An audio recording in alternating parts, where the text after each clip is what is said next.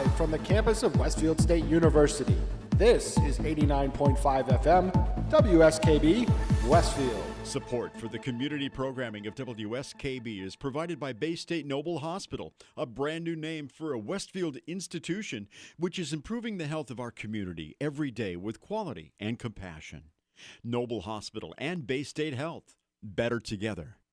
Support for the community programming of WSKB is provided by Bay State Dental.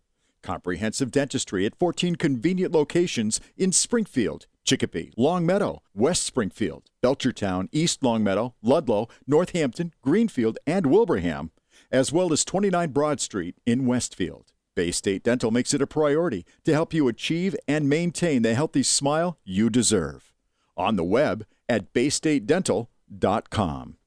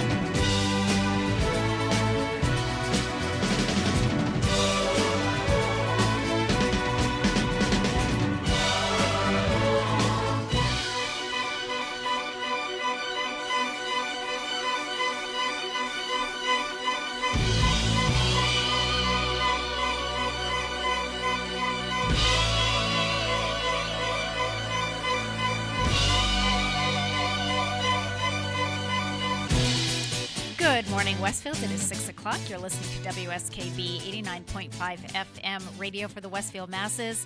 My name is Tina Gorman. I'm your Wake Up Wednesday host, and I am in studio this morning with producer Pete Coles. Good morning, Pete. Good morning. Pete, I've got some funky... I have like half of a scene that's the sun coming up, and then I've got this black... Yeah, the black wall behind you. There you go. I know, but usually the whole thing is behind me. Yeah, it's usually at a more severe angle because we were set up from the interview yesterday. Okay, that's fine. I just didn't know if there was something like I'm thinking. Okay, is there something? If we go to if we go to that shot, there you go. There's the there you go. Yeah, no, but I like the other one better. Yeah, that's better. All right. So, how are we doing this morning? It's been crazy busy. You know what, Pete? I woke up at 1:30. I got 3 hours of sleep because that was it for me, and it was brain chatter, and half of it had to do with this studio. I kept thinking about because we were taping all kinds of stuff yesterday for the senior center. Yes, we were. And in my head, I've got the schedule going in my head. Okay, and I want to get all this to Pete for the June calendar, and how's he going to remember all this stuff, and what's going on when? And I have to put everything on an electronic calendar nowadays because it's been too crazy. Yeah, like with all the city meetings and everything. Correct. As soon as Karen gets the schedule and Lenore issues a meeting ID, I go into the account and export all those meeting IDs to my calendars. Yes. So I know when the studio's busy and things like that because otherwise it's just too much. I can't remember it all. I know. That's okay. You can't. So now I know that you have an electronic calendar because that makes me feel better because I'm thinking, how's he going to I mean, I'm going to send you an email. I'm going to have everything, listed and all that. But I thought. Every time the studio's booked, like even like JPEG Luca called and said, hey, I'm not available this date. We can't do any shows. I just blocked it off from the calendar and said, studio's closed. Yep. Okay. Because we were trying to book Studio 120 sessions, and Kenny books them. I get the artist coming in. I send them to Kenny. Kenny books them, does all the scheduling and all that stuff. And it's easier to put in the calendar because when he goes to look, you go, oh, that's not available. Exactly. Okay. That's how it's gotten to the point of Perfect, because at 2 2:00 in the morning, I was, and I've written half of my June newsletter in my head. I did that last night when I was in bed. I want to make sure I say this, and I want to make sure, I got to write an article about that. And so, yeah, I don't know. Anyway, so apparently today I'm going to be on Mass Appeal. You are? I recorded an interview with Patrick last Friday on Studio 120 Sessions, and it's going to be airing today. Oh, that's so... Well, you know what? I was in my office late last night, and so by the time I got home and had a quick bite to eat, because usually I watch the news and I'll see the sort of infomercial for the next day's Mass Appeal. Yep. So I missed that. I didn't see it. Yep. So Patrick texted me. He said, "Yep, it'll be in tomorrow." So is that how they're doing an LP? Like everything's over Skype. Gotcha. There's not a single soul going into that building. No, it didn't look like it. It looked like everything was, Yep. And, it was funny because Jimmy Adams, Richie Mitnick, and I were all on the same day on Mass Appeal. Mm-hmm. 3 different programs that we were talking about. And it was almost like exactly a week before everything broke and everything closed. And if one week later, we would have been doing it, from our living rooms. Well, even Chef John Slattery, his son borrowed some equipment to do some stuff for Channel 15 and some school projects. Yep. And then also, ended up using it to help with a Mass Appeal interview. Yeah, so, there you go. Yeah, they're doing all that kind of stuff. And they did a cooking segment, which we aired yesterday on Kenny's show. How did that go? From their backyard. Oh, fun. He did a good job. He learned a lot before, the school shut down. Yep. And he was enough to able to edit a full cooking segment for his father. So he did a pretty good job. That's awesome. That's excellent. That's great. Yep. All right, so big doings. We have a new senator for representing Westfield, and congratulations to now Senator John Velas. Yeah, I was going to see if I could get him on for Joe Didi's show. Yeah, you know what? It was so funny because I'm driving over to the senior center this morning thinking we have a full slate on this show this morning, and I thought, oh, man, because I hadn't had a chance to text my congratulations. That's what I was busy doing while my theme music was playing. And I thought, it would have been so great to have John on the show. But, we're pretty booked up this morning with both the first and second hours. But, yeah, it would be great if you could get him on. I think that would be pretty awesome. So we did offer to both candidates during the closure and everything to come on separately, together, whatever. Yeah. And both, John was for it. We never heard back. I think Kane declined it because I don't think he's had a lot of experience and didn't realize that this is an exposure point. But Yeah. maybe next time around, I think Yeah. he's going to run again. Yep. Is We'll what he see. said. Yeah. We'll see. We'll see what happens. So we're I excited. have no problem having both candidates on for something like that to give their absolutely. viewpoints. Yeah, and now more than ever, I mean, it's really hard for them to get their messages out other than Right. they can't have a campaign rally, and so anyway, so we're pretty excited here. We're pretty excited at the senior center. John's a favorite, I have to say. I mean, he's just, but in all fairness, He's been a great representative for the city of Westfield. he as has a rep. been. But I have to tell people, and I have often told the seniors when they say, "Oh, you really like John Velas," I said, "You know what? Let me tell you something about John Velas. John Velas attended my COA board meetings." Honestly, like right out of law school, way before he was state representative. That's when he was on the Commission for Citizens with Disabilities in the city of Westfield. And he wanted to, I remember him contacting me saying, I would just like to kind of see how you run your meetings and, what you talk about and so forth. And I said, absolutely. Came to a couple of my meetings. I got a handwritten, note on like a steno pad saying, if you ever need a volunteer, I'm happy to help. I mean, Pete, this was 12 years ago. This was, Right. a long time ago. So Well, he's trying to learn the craft. he was, and that was before he ever ran for state representative. So, he's been part of the senior center. I don't, I know sometimes people think, oh, they're running for election, so now you see them. And sometimes that happens, but John was not one. He has been volunteering for a long time and holding office hours for weekly since he became state rep for years and years. Even when remember when Nisha was his legislative aide? Yep. The two of them were coming to the senior center. So anyway, we're happy about that. All right, we do have a full slate today. So let's let people know we have our resident primary care physician is going to be on this morning. Dr. Akinyele Lovelace hasn't been on for a couple of months. He's been really obviously tied up and busy at the hospital. We should have played Nickelback. It's been a while as his theme song this morning. I know, but I'm so excited to have him back. And then second hour, Joe Rouse, Director of Public Health, will be on today. Normally Joe would be on next week, but Pete will not. We're going to do a best of show next week. Maybe we'll just repeat the show. Yeah, maybe we can do that. So we'll see how that goes. So anyway, so full slate. So we have some pretty cool birthdays today. So I'm going to right out of the gate. It is the birthday of singer, actress, model Cher. She was born May 20th, 1946 in El Centro, California. Cher is 74 years old. So her real name, because you have to wonder about that. She wasn't christened Cher, but her real name is Sherilyn Sarkisian. So I think she must be Armenian? Armenian. Yeah, it sounds Armenian. Armenian. Yeah.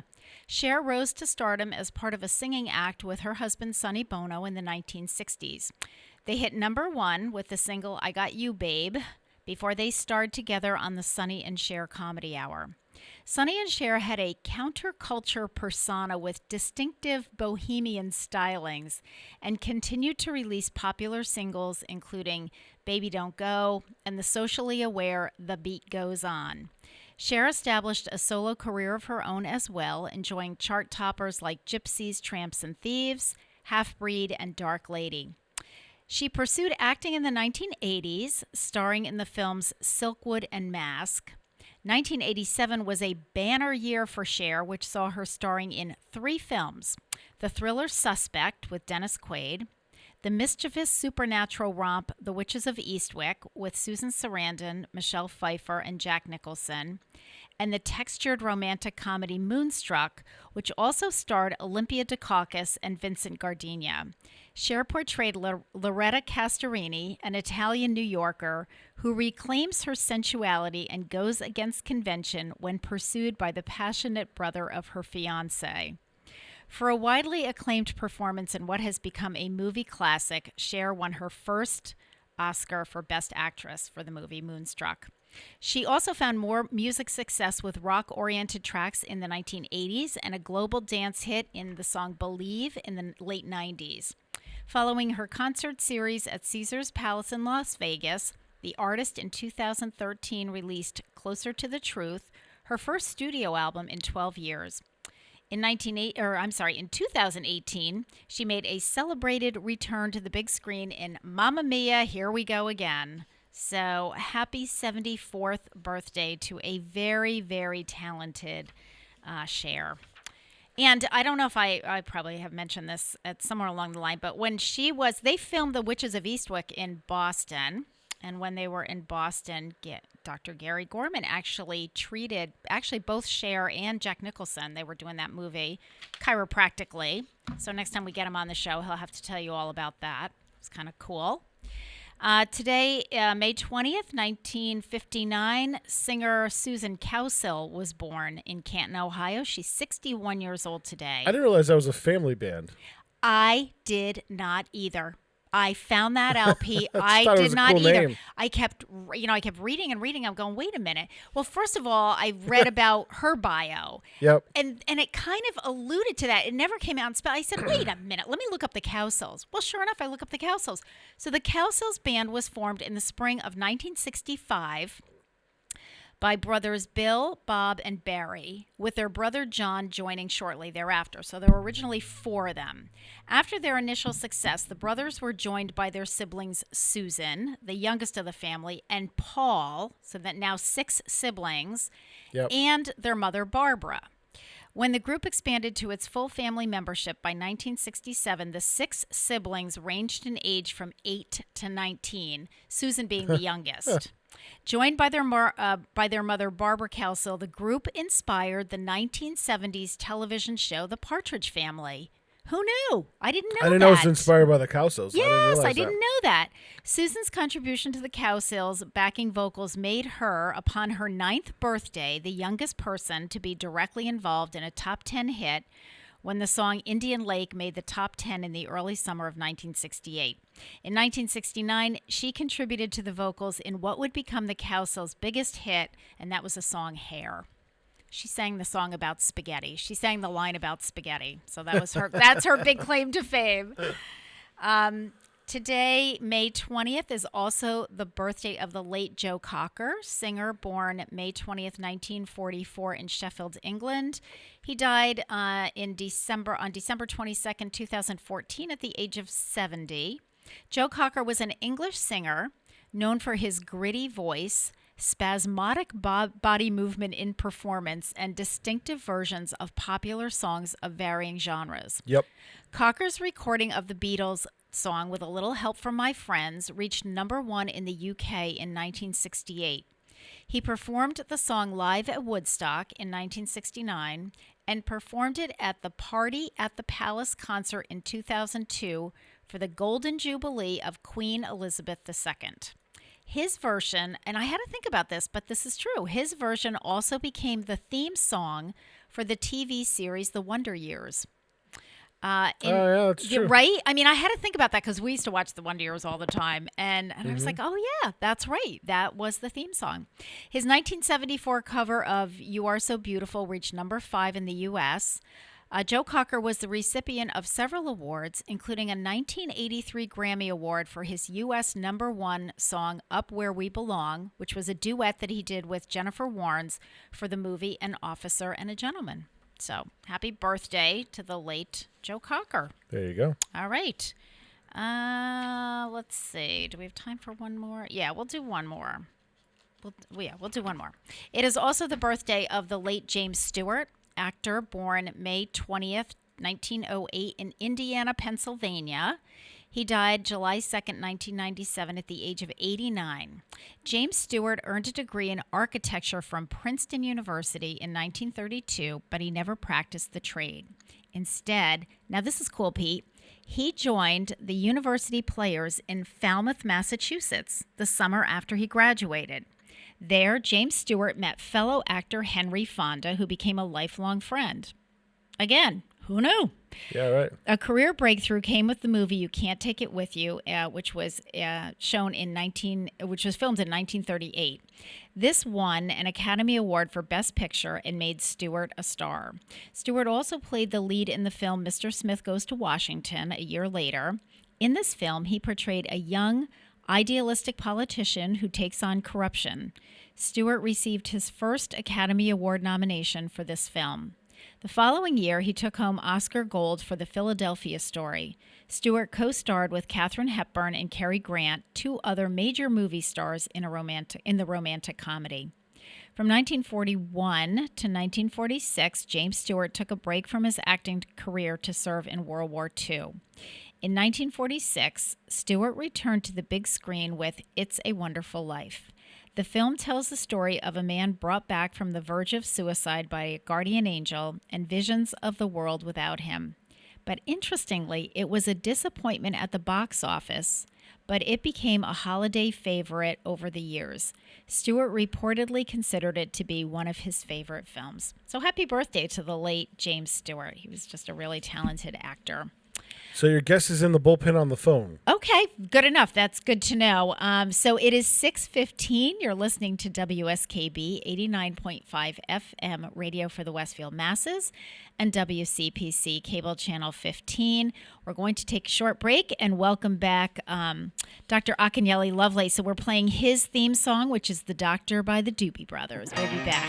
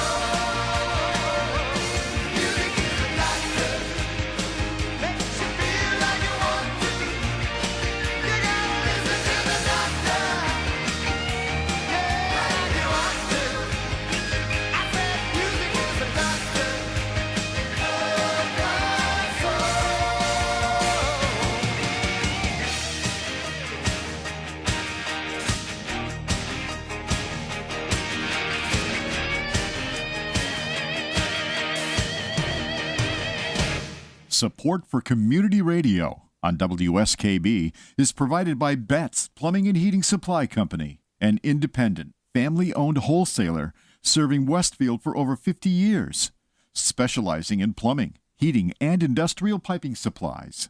On the web at betsplumbing.com or at 14 Coleman Avenue in Westfield. Join us every Thursday morning from 6 until at least 7:30. Check out the Bobby G and Company Show right here on WSKB 89.5 Community Radio. 89.5 WSKB.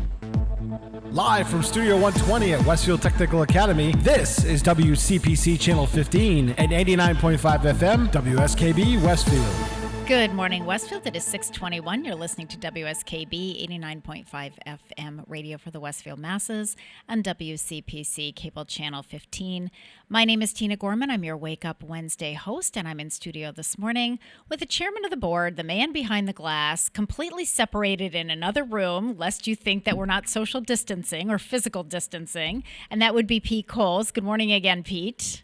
Good morning. So, Pete, I forgot to mention before, so I'm wearing my Westfield, you can't really see it because everything's in the way, but I'm wearing my Westfield 350th anniversary shirt because today is the anniversary, or yesterday was the anniversary. Yesterday was the anniversary of the anniversary, because it was, the anniversary date was May 19th, and Harry Rock and I recorded a show yesterday, and so he reminded us all. So I thought, in honor of all the work that Harry did and the team did, his committee did for the 350th, yep, there it is. So I'm wearing my 350th T-shirt today, and just remember how different it was a year ago. Yeah. I mean, it was amazing. Wow. I know. Not like there's anything going on now, right? I know. And speaking of things going on now, so on the line we have our resident primary care physician, our WSKB, WCPC resident primary care physician, Dr. Akinyele Lovelace, back with us after a 2-month, hiatus of doing whatever he's been doing, and we're going to talk about that. Welcome back, Dr. Lovelace. Hey, it's good to be back. Oh my God, we are so thankful to hear your voice. I don't even know where to start. I have about 4,000 questions, so let's just start with, how are you and the family doing? Well, we're good.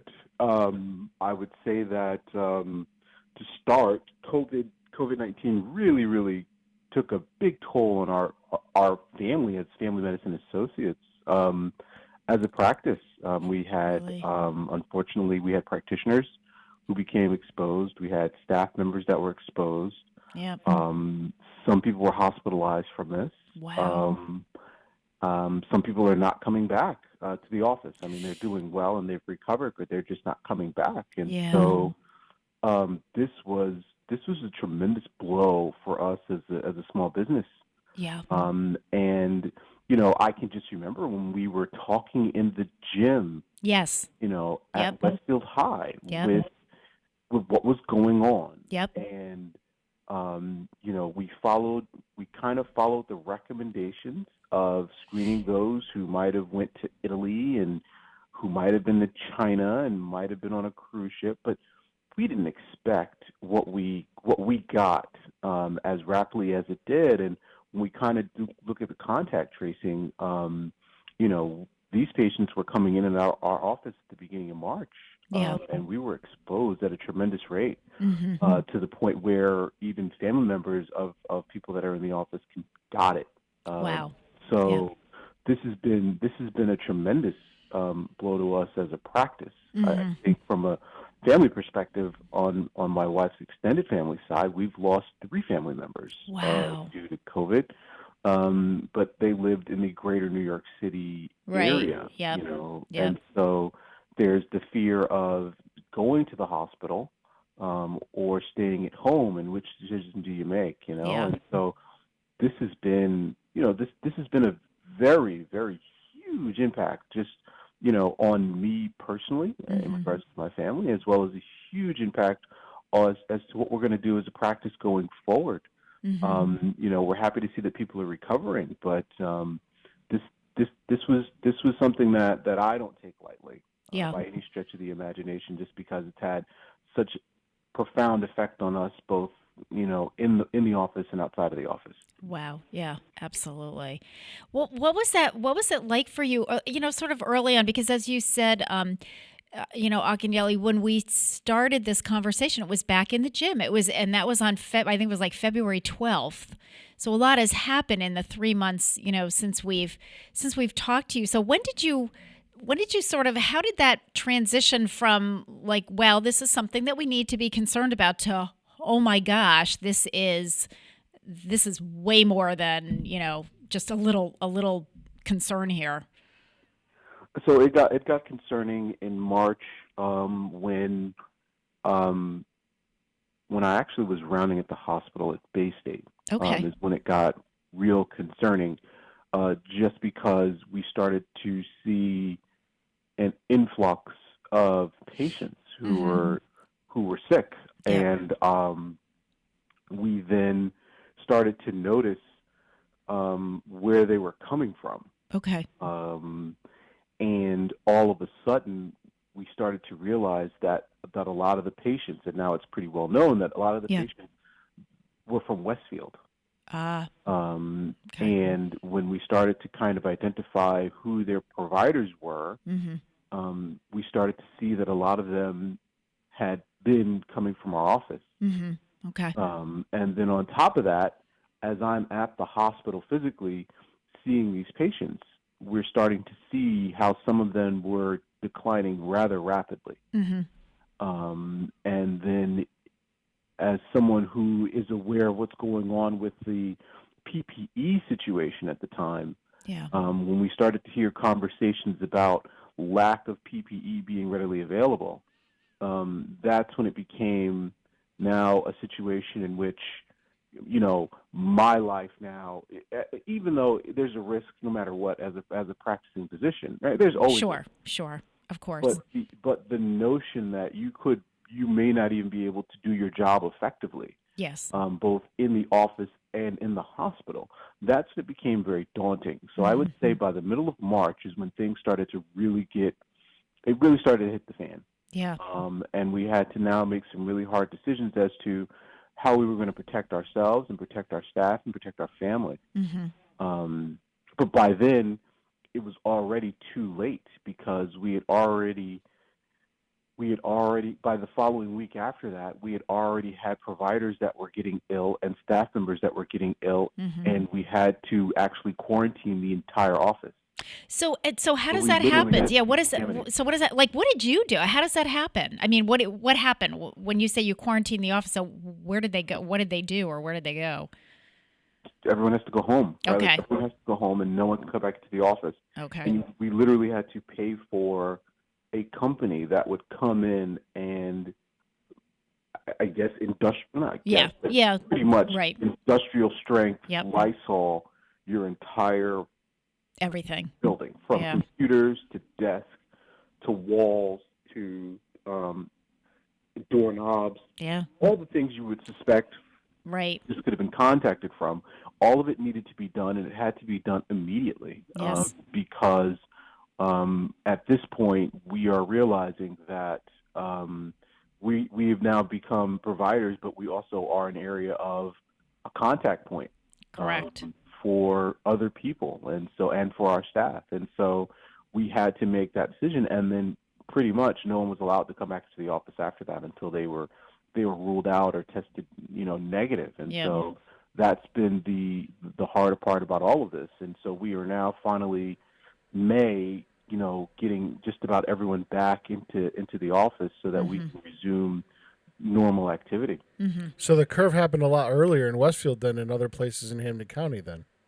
That's why we had the initial spike, right? Or it sounds like it. We had so we knew about it coming. So we had gotten word that we got the impression it was actually west of us at the time. So we remember hearing, some of the first positives in the Berkshire area. Right. That's right. Yeah. In Pittsfield they had a cluster. They had clusters there. Correct. And so it was just a matter of time. I think the other issue, though, is that, a lot of people commute and work outside of the area, and a lot of people have contacts who were in New York City. I think that's the other issue. Right. And we are still kind of a bedroom community of a lot of these larger cities. Right. And so I think, in between our close proximity to upstate New York, and then a lot of people's relationship with New York City and even the Boston area, I think that it all of a sudden just kind of snowballed. Yes. I think that the frustrating part about all of this was we kind of knew where a lot of the people were at the time, but convincing everyone that this is something that could be deadly and that they needed to kind of take heed very early on, not necessarily received in such a good fashion. Yes. People were very hesitant to believe that this could be as bad as we were saying it was, and Right. most people were just like, "You guys are just being a little bit, exaggerate. You're being a little dramatic about right. it." I don't think people could wrap their heads around it. Well, No, and not until- I have to say too. I think at the beginning, and I was kind of one of those. When the reports were coming from China and from Europe and so forth, my initial thing was I kept saying, okay, this is like a flu. It's and obviously the flu kills people. We know that, but I didn't understand at the very beginning. Back in early March, sort of the severity of it. I mean, to me, it was like, okay, you could get pretty sick, and that's not a good thing. But I really wasn't. I had a hard time wrapping my head around that until, until it was more in New York, and then we could really see. It's like, holy smokes, this is not just the flu. I mean, this is way beyond that. So I think that people were slow to come around to that. Yeah, I agree think, with you. and the other issue with this was the rate in which it infected people Yes. has been the other issue. The rate at which the flu does it compared to what COVID does, Yes. it just blows you out of the water. And then the other issue is that the asymptomatic carriers, or those who have already had it replicate in their nasal passages, and then all of a sudden they are deathly ill. And the effect that it has on your health system, cannot be underscored. When you walk into, I can just tell you just from my own personal experience, walking into Bay State in February, then walking into Bay State in March was like night and day. Can you describe that? Just describe what that was like, because I think that was one of my questions for you. It's like, what was that like? I mean, you pull in the parking lot. What'd you walk into? You walked in March, and there was the presumption that we could have areas dedicated, just to treating that patient population, right? Okay. Like, that's all you needed, and you were fine, right? Like, we just have one area for those particular patients, and those who went into those rooms needed to be fully protected, right? Okay. So you needed to have the appropriate equipment on. Okay. And that made perfect sense, right? Like, that made absolute sense. The following month, all of a sudden, it went from being able to walk in and out to no one could come back into the hospital unless you were an employee. They had specific places in where you parked because of contact-related issues. Wow. You could only be essential staff. Yep. And then after that, you were then screened the appropriate way. All the appropriate barriers went up.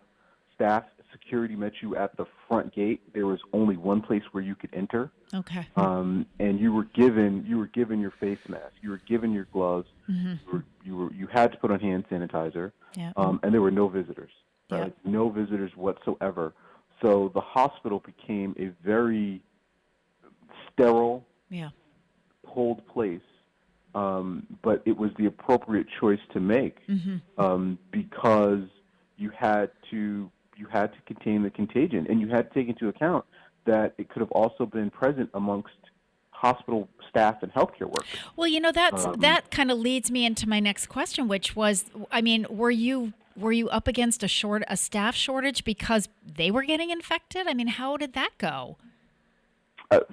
Personally, that was extremely hard for us. Yeah. We did sustain a staff shortage because you have to keep in mind, from an office practice, we're still a small business, and so in between staff members becoming ill and having to quarantine themselves for 14 days, and some people having childcare needs, right? When the school shut down and daycare shut down, some staff members just can't come to the office anymore because who's going to take care of their kids?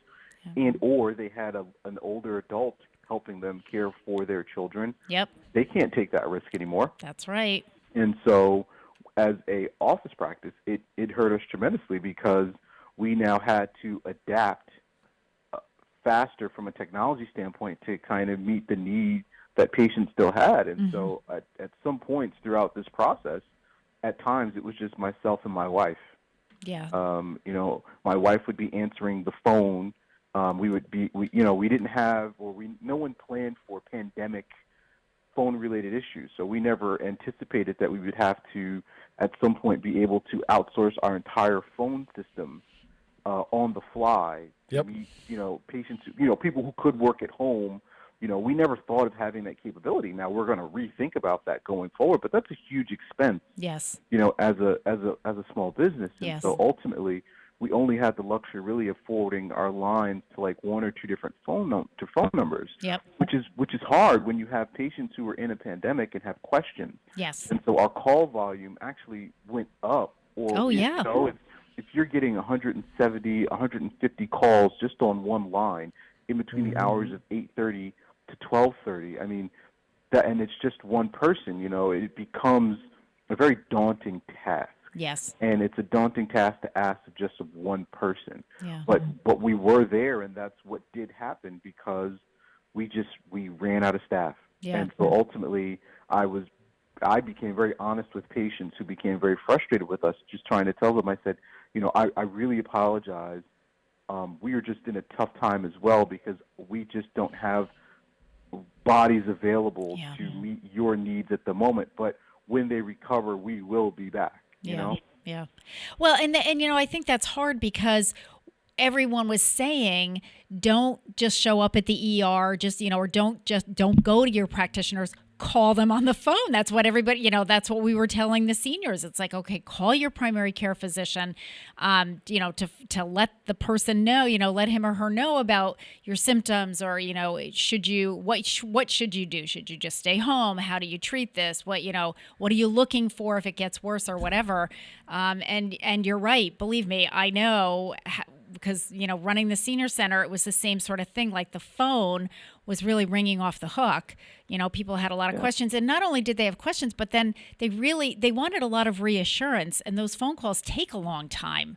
You're dealing with and especially a family medicine. I mean, you deal with a lot of older adults in your practice, and they of course were the high risk group. So I can imagine how many phone calls and how extensive those phone calls were. And also from an emergency management standpoint, it's nearly impossible to plan for 100-year or 500-year event.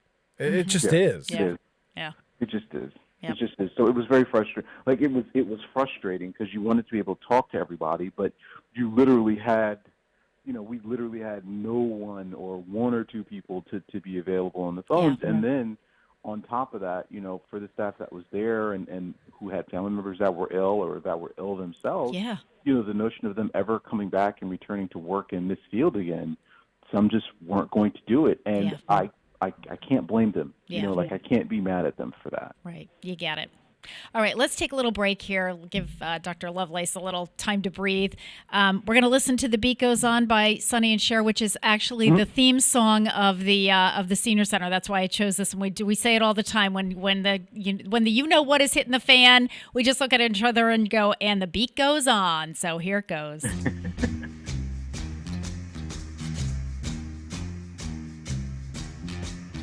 beat goes on. Goes on. Drums keep pounding a rhythm to the brain. La da da da dee, la da da da da. Charleston was once the rage.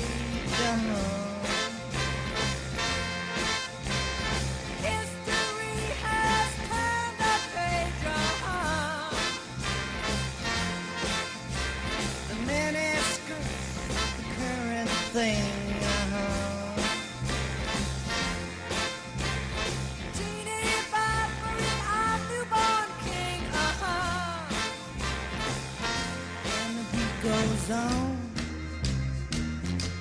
the beat goes on. Drums keep pounding a rhythm to the brain.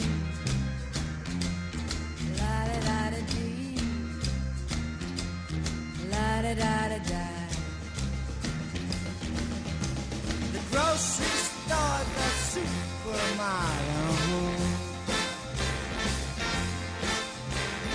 Little girls still break their hearts, and men still keep on marching off to war. Electrically, they keep a baseball score. And the beat goes on. The beat goes on. Drums keep pounding a rhythm to the brain. La-da-da-da-dee. La-da-da-da-da. Grandmas sit in chairs and reminisce. Boys keep chasing girls to get a kiss. The cars keep a going fast all the time. Mom still cries, hey buddy, have you got a dime? And the beat goes on. The beat goes on. Drums keep pounding a rhythm to the brain. La-da-da-da-dee. La-da-da-da-da. And the beat goes on. Yes, the beat goes on. And the beat goes on. And the beat goes on. The beat goes on. Support for the community programming of WSKB is provided by the Dunkin' Donut Shops of Westfield and the Sardinia family. It's nice to know that even as the world changes, Dunkin' Coffee remains the same at 7 convenient locations throughout Westfield. Join us the third Wednesday of every month with Selectman Joe Didi and his take on everything Southwick. Community Radio. 89.5 WSKB. Live from Studio 120 at Westfield Technical Academy, this is WCPC Channel 15 and 89.5 FM WSKB Westfield. Good morning, Westfield. It is 6:42. You're listening to WSKB 89.5 FM radio for the Westfield masses and WCPC cable channel 15. My name is Tina Gorman. I'm your Wake Up Wednesday host, and in the studio with me behind his glass in his secluded booth is producer Pete Coles. Good morning again, Pete. Good morning. And on the phone we have, we like to call him our resident primary care physician with Family Medicine Associates, Dr. Akinyele Lovelace. Welcome back, Dr. Lovelace. Oh, it's good to be here. Good morning. So listen, we've talked a little bit about, the beginning of this pandemic in March and a little bit about April. Where are things now? Where do you see, from your perspective and your vantage point, what are you seeing now? So what I'm seeing currently is I'm seeing for our practice where we're getting healthier. And I'm seeing that since this pandemic began in our area, it's drifted downwards, even from a positive testing perspective. From what I'm seeing reports of about 24% to about 16% in regards to the total amount of positive testing that has come out, at least out of our Bay State labs. Okay. What I'm also starting to see is the curve is we're starting to see the state ease some restrictions, which I think is correct going forward. I'm starting to see a great commitment to the clinical trials that are actively happening with a variety of different types of tests in regards to convalescent plasma. So that's where people get their blood drawn and then the antibodies are then given to someone else, right? So we're yes, starting to see that I've heard about it. in Yeah, our area, mm-hmm. which is really good. There's Wow. also another novel study called anti-interleukin-6 monoclonal antibody therapy. These are very specific types of tests that are being done. Even hydroxychloroquine has been utilized. I've seen it used, in the hospital. Mm-hmm. It's part of some of the protocols we've been doing, Mm-hmm. and even remdesivir, which is one of the newer antiviral treatments that has been out there, we're starting to see that being utilized, even at this standpoint. Now, it's a bit too early to determine whether or not this is going to be, or these treatments are going to be effective. But what went from being a disease we had no idea how to control it, we were seeing very drastic effects of it, whether it was your breathing status, whether it was you're making blood clots. Like, there were a variety of different things that were just occurring. And what I've seen since March and now until May is that we now have a more coherent approach, and we have a better way of treating these patients. And, to the credit, some of it was just us kind of asking what was happening in Wuhan, and some of those reports starting to come back was giving us just more information. And I think the more information we got, the better response we had. I think going forward, what I really appreciate is that, the Commonwealth of Massachusetts, along with Partners in Health, they've created a COVID-19 community tracing collaborative, which I think is going to be a very good way to focus on contacting the confirmed positive COVID-19 patients and then following up with who they might have been exposed to. And I think that ability to have this type of collaborative is going to be a great thing. I think that one of the biggest obstacles is that, we're going to have people respond to the calls. Right. And so if they get a call or a text from the, Massachusetts COVID team, or it comes from an 833 or 857 area code, they should answer the phone, because their information could really help us with contact tracing. And I think that's the ability. I think the ramping up of the testing has been huge for us, because we've been able to identify locations a lot more effectively and put the resources where they need to be. And so, I take great pride in being part of the healthcare community in this region that's been able to really help mitigate a lot of the potential outcomes that we've seen in other locations where we haven't had to have a field hospital.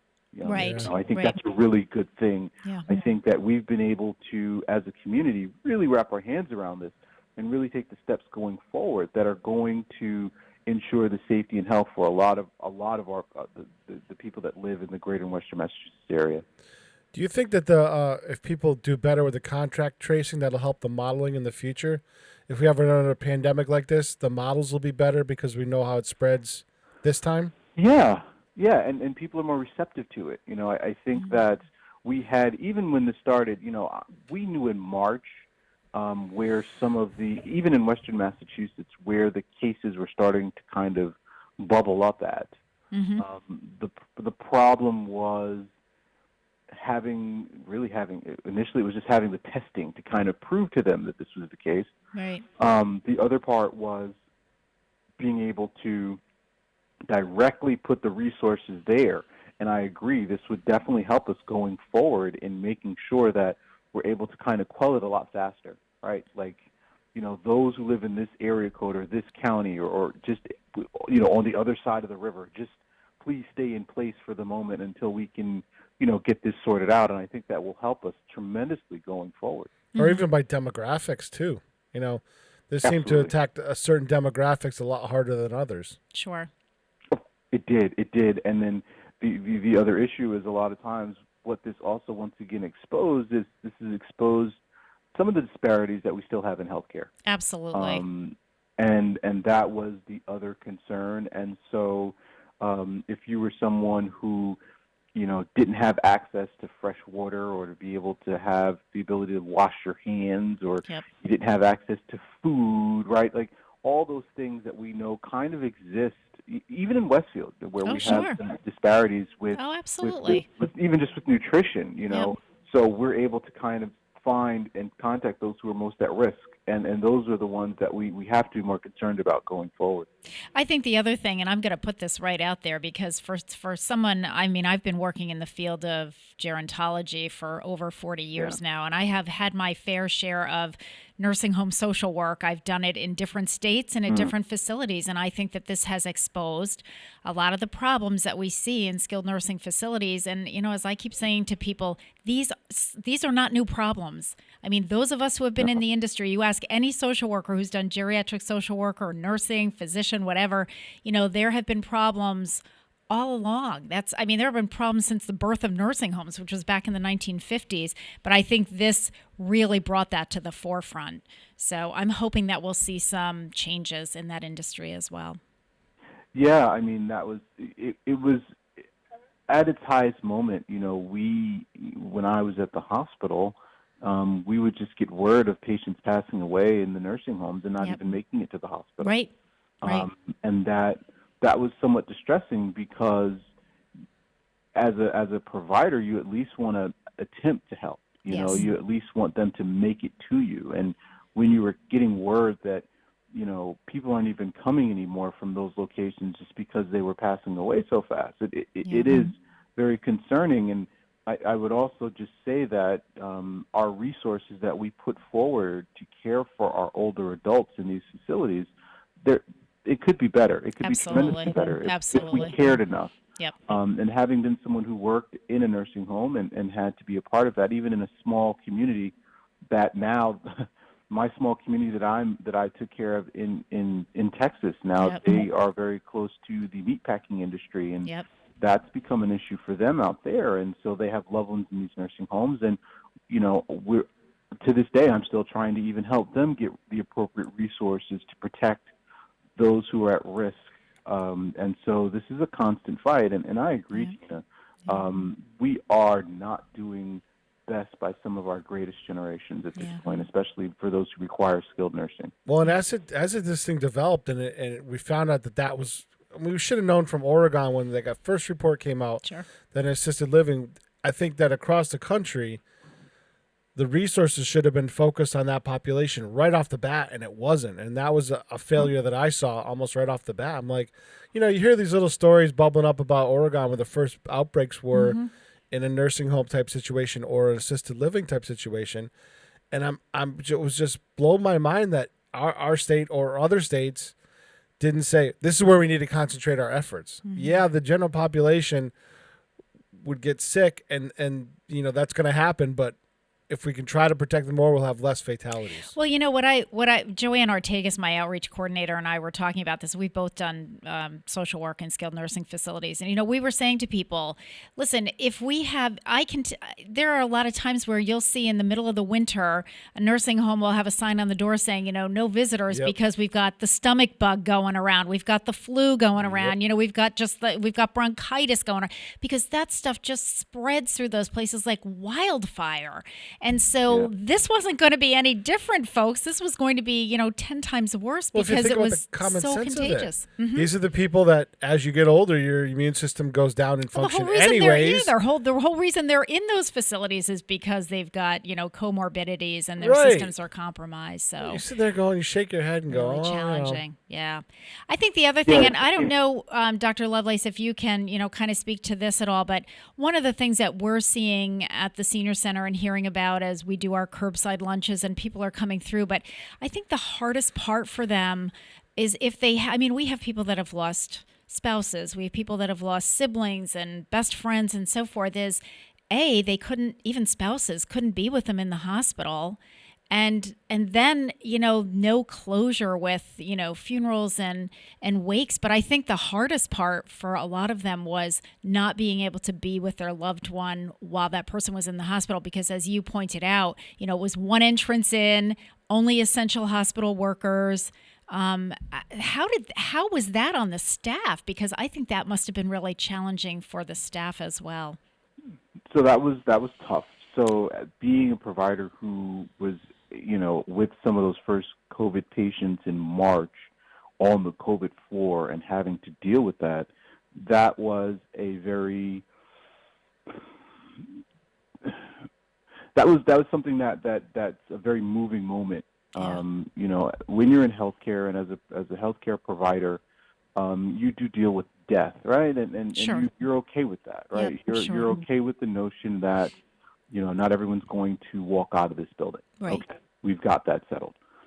What you're not anticipating is the nature in which so many people had to die in a room by themselves. Yeah. And that the only people who could be there for them was sometimes the hospital staff, But Yeah. the problem was that some of them were even scared to go into the room. Sure. Because they may not have had the appropriate equipment to go in there. And Yep. so ultimately, you had family members pass away, and the only contact that they had was with either FaceTime or Skype or some type of digital media. Yeah. And that was a very unnerving scenario to have to be a part of, simply because you had to do a lot of explaining to family members over the phone as to why that loved one is not ever coming back home. Yeah. And the toll that it takes on the providers that are there is tremendous, because you Absolutely. never anticipated that, right? Like, you're in your training, you want to have family members around because you know that when someone is in the last stages of their life, they're still, although they may look like, they Yeah. may not be with it, they're still there. Like, they Yep. can hear what's going on.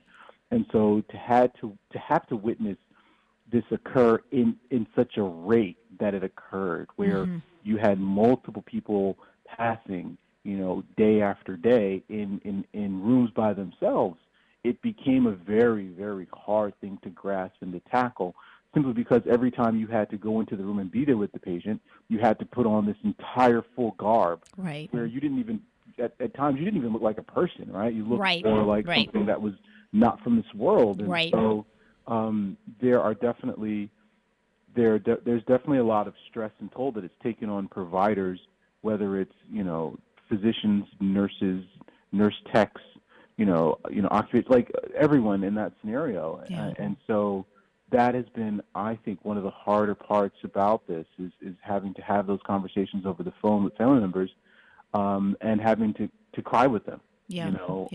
Knowing that this was a very cold scenario to be in. Yeah, I think the other thing that we're feeling, and I am feeling it personally, because I'm a very touchy-feely kind of person with my seniors, because I really feel like they need that, and most of them really, really thrive on that. And so to be in a situation where you can't, you're not supposed to touch, you have to stay 6 feet away, or someone's in the hospital and you're at home, and even for staff, I can remember doing hospice work. And I remember one of my trainers, when I said, well, I was young at the time, and I remember saying, well, what do I say? I'm in a room and someone's dying. And she said, Tina, you don't have to say anything. Just hold their hand, touch their arm, just let them know that you're there. Well, this is a situation where you're not supposed to do that. And even as people are coming through the food, the curbside food line, we kind of have our own system and rhythm going now, and we're trying to make connection, but they can't see you smile because you got a mask on. You can't touch them. It's really challenging, Yeah. You try to use body language, and we do waves and virtual hugs, but it's really challenging. I think it's challenging all the way around, and I think we think of it as being challenging for families, but I think, as you've pointed out, Dr. Lovelace, it's really challenging for the providers as well, because all of us are in this field for a reason, and most people in the field are compassionate and empathetic. They want to be there for folks and help them, and this has been a real challenge. So I want to wrap up. I want to thank you so much for joining us by phone, and just for giving us that perspective, because I think we all have, we've heard a lot, we've seen a lot on the news, but it's never the same as when you can actually hear it from someone who's been on the front lines. And so on behalf of certainly all the older residents of Westfield, thank you, and thanks to your staff, and we, this is helpful information for us to have about Family Medicine Associates, because obviously we have a lot of people that come through our senior center and who call us. Our doors are still closed and will be for quite a while, but just for us to be able to say, listen, this is what's happened, and everybody's just trying to get back on their feet and learn what the new normal is all about for a while. Yeah, and a lot of it is going to be technology based, and yes. So we're going to have to get more familiar for the moment until we're able to kind of be in close contact again. And so that's what we've got to do for now. Yep. That's what we've got to do, and we're going to continue. Yes. Well, thank you so much. Thanks for joining us, Hey, and best wishes and love to the family. Thanks, Akinyele. Thank you so much. You as well. Bye now. Bye. All right, it is 7 o'clock. You're listening to WSKB 89.5 FM radio for the Westfield masses and WCPC cable channel 15. We'll take a short break and we'll be back. Provided by Westfield Bank. For more than 160 years, Westfield Bank has been an important community presence and commercial leader in the Pioneer Valley, with convenient full banking services in Westfield, West Springfield, East Longmeadow, Agawam, Feeding Hills, Springfield, Southwick, as well as Enfield and Granby, Connecticut. Visit us on the web at westfieldbank.org. Hi, it's Bob Plass, and I have Wow, It's Tuesday, every Tuesday, 6 to 8. Wow, it's Tuesday. Community Radio. 89.5 WSKB. I did it! Live from Studio 120 at Westfield Technical Academy, this is WCPC Channel 15 and 89.5 FM, WSKB Westfield. Good morning, Westfield. It is 7:03. I took a sip of water on the break and I went down the wrong pipe. Uh-oh. Yeah, I know. It's a little All right, tricky so there. it's Sorry. Pete Phil time. Okay. Yeah, there you go. No. Trying to recover here. Great interview. This will definitely be the best of next week. Okay. Sounds good. Yeah. I think that's We learned it's a amazing lot. to get that perspective and you know, we know what happened on the world stage and things like that and how we got bad information or no information, and then all of a sudden it was here. Yep. And it might have been here a lot earlier than we thought, and now we're dealing with a full-blown ding because we didn't know what was going on. Yep. And it sounded like it sounded from what I heard, we got overwhelmed because we didn't know it was here. Yeah, it was here. pretty much got inundated. It was here long before, you know, we thought it was going to be here. Like we heard about it in Oregon, but yeah, that was coming out in mid-February, late February. Yeah. But it was already fully here by then. It was, you know, and articles that I was reading about, you know, different places that we had outbreaks. There's a conference in Boston. They suspected the Consumer Electronics Show. Remember that. And now even afterwards, my test came back negative for the antibodies. But, No kidding. I meant to ask you about that. But both I talked to Joe Rouse about it and I talked to Agnelli about it as my primary care guy, and he's like, yeah, you can't even trust the test now. Right. You can't even trust the test now because there were so many disclaimers. When I read the whole thing about the test saying it was negative, that, you know, you shouldn't consider this a diagnosis, whether it's positive or negative. There could be underlying factors. If you caught something in the meantime that could mask the antibodies.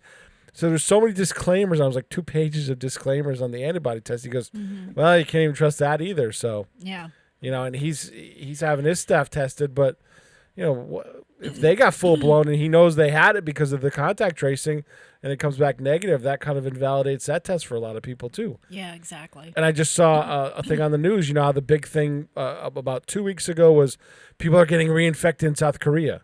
Yes. Well, the study now they did on that is, yes, they were still testing positive, but when they dug deeper into it, these people had already had it and they were shedding dead virus. So that means the body's immune system was doing its job. Okay. And they were shedding dead virus, and that was causing, because that's what it tests for, is the DNA material, RNA material. Yep. It was picking up on that, but the virus was dead. Okay. Yeah. But then that was the panic. Oh my God, you can get it again. You're not safe. Blah, blah, blah, blah, blah. And give them time. It's like a court case, you know? Well, you know, you can't rush science. I mean, that's the bottom line. You cannot rush science. I know we have all these politicians out there that, you know, they want answers. Reacting. Right. And they want answers and they want treatments and they want vaccines. But, you know, my thing is, I don't want to listen to the politicians. I want to listen to the scientists who actually know what they're talking about. Yep. And I don't want a politician saying to me, we're going to have an answer, you know, in 3 weeks, when the scientists are saying, no, we're not going to have an answer for 9 months or 1 year or 6 months or whatever it is. Well, and I'm amazed at the tell me, you know, pace just of be this. honest. Yeah, I am too. Like you know, the politicians are saying whatever, but they're also providing the political will and capital and things like that to really push this faster than it normally would. True. You know, so Yes. I kind of see it as hand in hand. Yeah, they're blowhards, and you believe half of what they say.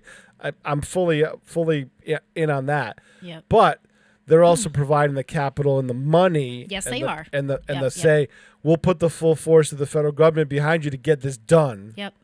So both are working hand in hand in this one, and so I kind of believe the truth is in the middle somewhere. No, I agree. I agree with you, Pete. There's no doubt. There's a lot of money that's getting thrown out there. So, you know, well, hey, and political that always will. helps. That always helps research. You know, Yep. my biggest test case for that was space. You know, when President Kennedy said we're going to the moon, there was political will behind it. Yep, and we did. And as soon as we got to the moon, the political will stopped, and look what happened. Right. Yep. Yeah, we could have colonies on the moon by now if the political will had kept up on that project. Sure. So let's keep that momentum going so we can figure this one out and then be ready for the next one. Yes, exactly. Because there will be a next one because it's Mother Nature. And that's another thing, you know. Every time you walk out the door, Mother Nature's trying to kill you. Right. You can't will away. You can't will away Mother Nature. You know, it's so funny though. Gary and I were watching 60 Minutes the other night, and they were showing some of the scenes from where was it? China, Los Angeles, of without all the cars on the road, the reduction of smog was just. China's was immense. It was unbelievable. I mean, they showed pictures of like sort of a typical day, 6 months ago. It was so foggy. You could hardly see your hand in front of you. And now they're showing like blue skies and sunshine. And I mean, it's China just was really the biggest amazing. one because there's so few pollution controls. Yeah. And so many people. Communist government. I mean, there's nearly 2 billion people in China, and just amazing. 1.5 billion in India, and they say we may never know the extent of the virus in India because the people are so poor. Yeah. Again, like here, people are dying before they get out of their house. Well, and I think that's a thing we always have to consider. It's like we're hearing the statistics, but the statistics. Let's face it. When this thing started, and we didn't have nearly enough tests. Doctors were basically saying, look, assume, and I can remember Akinyele talking about it in February. Assume you have it. You know, they called in, here are my symptoms. Okay, we don't know if you have it. Let's assume you have it. Stay home.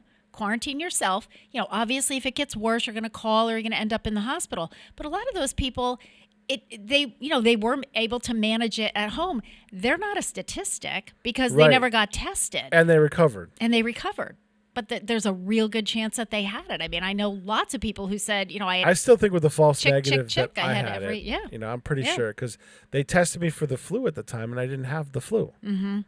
Yep. So, what can you do? Right. Either that or I had something else really nasty. Yep. At the same time, and that's highly unlikely. So. Yep.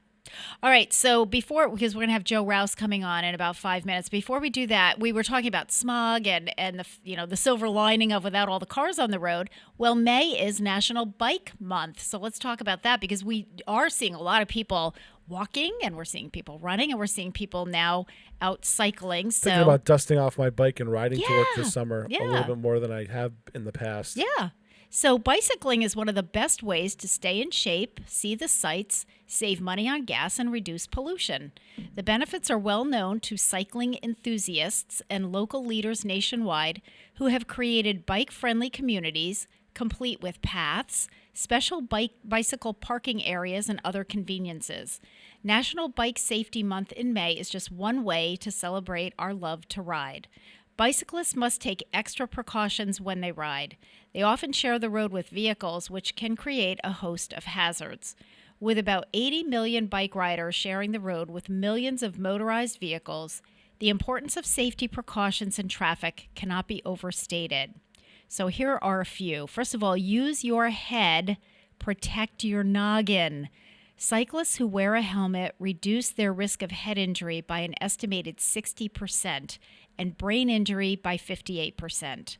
That statistic makes sense when you consider the first body part to fly forward in a collision is usually the head, and with nothing but skin and bone to protect the brain, the results can be fatal. Helmets must meet federal safety standards and they should fit securely. And moms and dads, if you have kids, get them in a helmet because, I have to tell you, I think children they learn what they live. And if the rule in our neighborhood when Grace was growing up was any kid on a bike had to have a helmet on. And our neighbors, it was funny. One of the moms, when the kids were little, kind of brought all of the parents together and said, look, this is all or nothing because we can't have, certain parents, my kid has to wear a helmet. I don't care if my kid does. So as a neighborhood, everybody on our street, all the kids wore a helmet. Smart idea. It really is. And it worked. And do you know to this day, those kids are still wearing, Grace puts a helmet on every time she gets on a bike. All right, so get acquainted with the traffic laws and remember that cyclists must follow the same rules as motorists. So ride single file in the direction of traffic and watch for opening car doors and other hazards. Use hand signals when you're turning and use extra care at intersections. Just be really careful. Before entering traffic, you're going to stop. You're going to look left, right, and then left again and over your shoulder to make sure that there are no vehicles coming. Wear bright clothing and ride during the day. If night riding can't be avoided, wear reflective clothing and make sure the bike is equipped with reflectors on the rear, front, pedals, and spokes. And that is really helpful. I actually have seen some cyclists who are riding at night who have almost like a strobe light, and it's great. I mean, I could see them, you know, a quarter of a mile down the road, and it's very, very helpful because I can tell you that both runners and not so much with walkers, I don't find that as bad, but with runners and cyclists at night, if you're wearing dark clothing and you don't have any reflectors, you don't have any light on your bike, boy, you are asking to, for an accident there. And also a horn or a bell, as well as a rear view mirror and a bright headlight is also recommended. So, we are definitely encouraging people to ride. We have a beautiful bike path here in Westfield. And a lot of people take advantage of it, but just do it safely because May is National Bike Safety Month. And it looks like your next guest is in the queue. All right, that sounds good. So before we bring Joe on, I just have to do a couple of reminders for the Senior Center. One is just remember that Monday is Memorial Day, folks, and so the Senior Center will be closed, no meals on Monday. And then next Thursday is our volunteer recognition curbside brunch. And so there are no meals. That's by invitation only. That's for our volunteers throughout the year. We do this every May. Normally we do a nice brunch at the Senior Center. We are doing it at the Senior Center, but you're just going to take it and keep going. So no regular lunch. And I have to say, Pete, our Mother's... I won't be here for that. You Bummer. won't be here for that, I know. But our Mother's Day Parade of Hats last Thursday was a huge success. We had an absolute ball. The weather was perfect. It was just like today. It was bright, sunny. It was like 70 degrees. And I have to say, not just the moms and not just the women, but all of our men that pick up meals too, everybody put hats on. If they didn't have them, they made them. People went out and picked flowers out of their garden and plants out of their garden, and they put them in their hats. It was so great. The guys, they were great. They did really well. And you know what else was really wonderful? We have several children who come and pick up meals each day for their parents, so their parents don't have to come out. And on Mother's Day, they brought mom along for the ride. So some of the people that we talk to every morning, it's the actual, mom is on the phone calling her meal in, but oftentimes one of the sons or daughters will come and pick it up. And a lot of them brought their moms with them and they said, kind of sprung them for the day from the house. So it was really wonderful. And thanks to Hope Tremblay at the Westfield News for putting our pictures in there. I sent her about I must have sent her a dozen pictures, but it was a great event. So thank you to everyone who was involved. And of course, my staff and my team who have just been doing an outstanding job. It is 7:16. You're listening to WSKB 89.5 FM, radio for the Westfield Masses. And as soon as I find my cheat sheet, I can tell you what song we're going to play. Oh, we're going to play. Oh, you know what? My guest this next hour is Joe Rouse, Director of Public Health. We usually have Joe has his own theme song, which is "Happiness is a guy called Joe, thing called Joe." But I decided we were going to do a different one because Joe has been working so hard throughout this pandemic. He's put in really long hours. He's just been great, and I really feel like we need to say thank you to him. So I'm bringing him in with the song "Gratitude" by Earth, Wind, and Fire.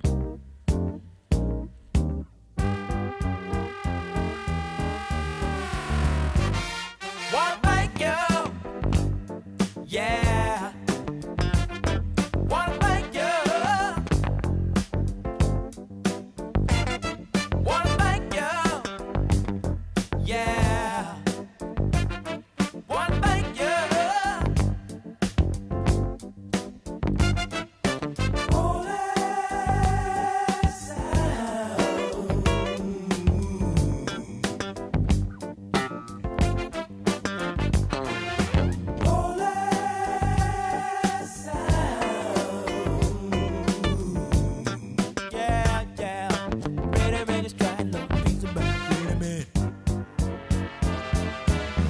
just wanna give gratitude.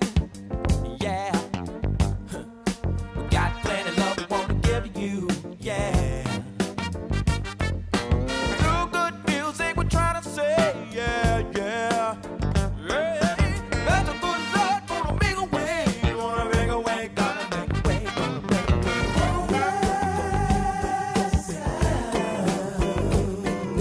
Make a way, gonna make a way, gonna make a way, gonna make a way, gonna make a way, yeah. Yeah. Gonna make a way, gonna make a way, wanna talk to you. Open up your heart, let your body find. Well, tell me now. Freedom in your stride, love, peace of mind, yeah. Yeah. One more time, and we gotta say, yeah, we gotta say. That the good Lord gonna make a way, gonna make a way, gonna make a way,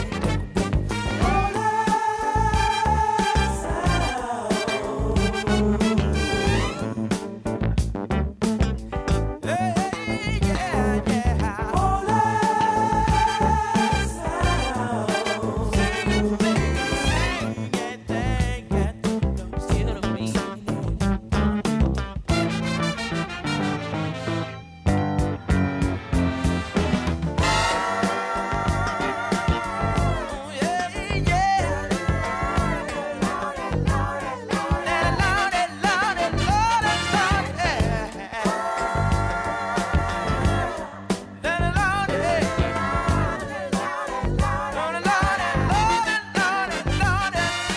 We just want to say, give it a place to you. Gonna make loving on the so true. Yeah, give it a now you make it wanna feel it. Yeah, love to make it wanna feel it.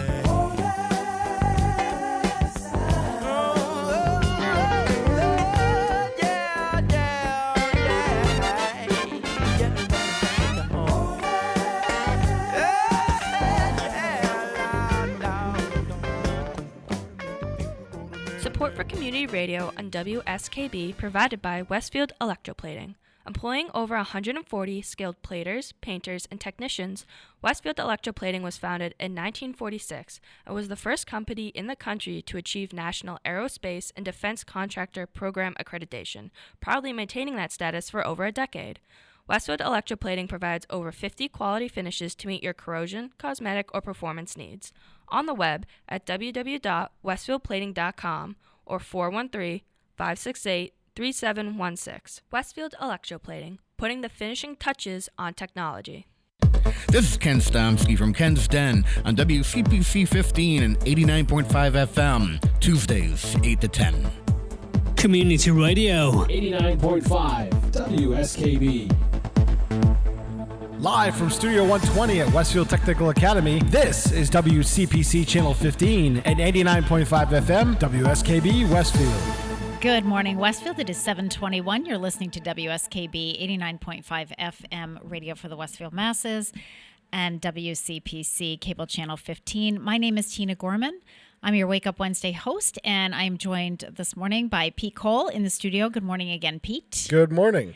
And on the phone, we have Director of Public Health for the City of Westfield, Joe Rouse. Good morning, Joe.